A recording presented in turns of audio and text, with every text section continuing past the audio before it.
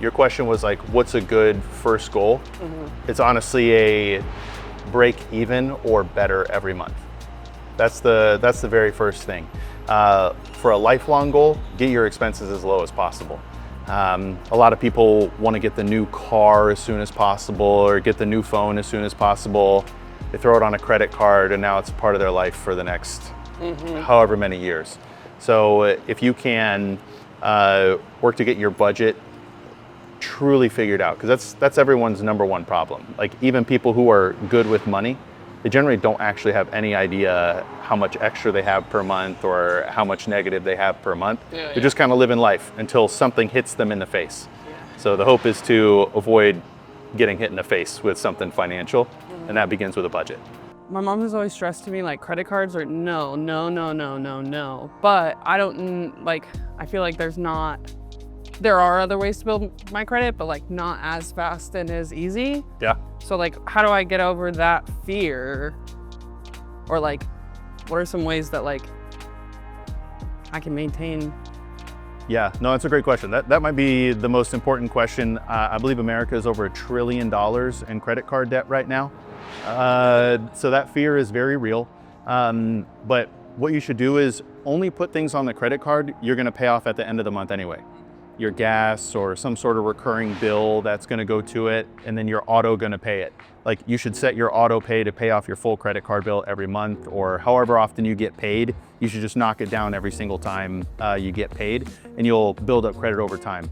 Where a lot of people start to make a mistake is, well, I can't afford this $1,200 phone, but I'll put it on this credit card. Right. And then it ends up on that credit card for, years. And then they end up paying $2,200 for a $1,200 phone because they had to pay interest over however many years.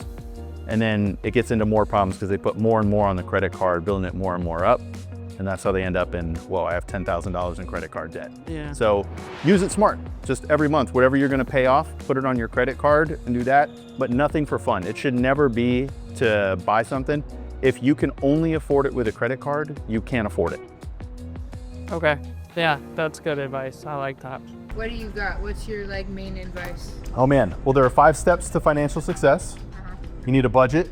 Like if I give you any piece of, like to the dollar, you should know your surplus, your deficits, all that sort of stuff. Yeah. You need an emergency fund, goals, then you begin investing and saving, and then as your life changes, you sweep back through those steps and you continuously do that throughout your life. Makes sense. That would be it. Those are the 5 steps. Begin the 5 steps to financial success. Okay. Cool. Thank you so much. Thank you Thanks, so guys. much. My bank account is empty. How do I change that? All right, so number 1, I'm assuming, do you have a job or no job? I do have a job. All right, step number 1, and this is for everybody. You should have a detailed budget, and I'm talking down to like the pennies. You should know at the end of every month or every week, whatever your payment cycle is, what your surplus or your deficit is. If you have a deficit, you work to make those changes as fast as possible so you get to the point that you have a surplus every week or every month, however you do your finances. But a budget is step number 1. That's honestly where most people begin to go sideways because they don't have that. They put things on credit cards, and then all of a sudden they have a lot of credit card debt and they're not sure how to do with that. That's another conversation we can have as well.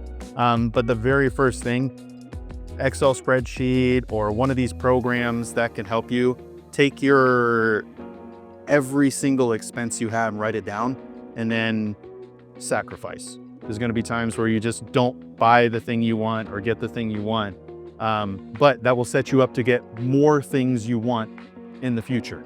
A little bit of pain now for a lot of happiness later. I'm kind of a shopaholic. So. Well, see, you can do that if you budget for it, right? Like if you know I have this amount of income coming in every week, every month, whatever it is, you can then set aside however much, and then you know I have $200 and I can just go blow that on whatever I want, and it won't affect my ability to pay bills or hit any other financial goals that I have. So if you can set a budget aside and actually put the money to the side for those specific purposes, you can end up doing a lot of things you want to in life, and have the mental feelings that, hey, I can do this. This isn't gonna hurt me in any way. Let's hope that's what I do. I doubt it, but I'm gonna trust you and do my best.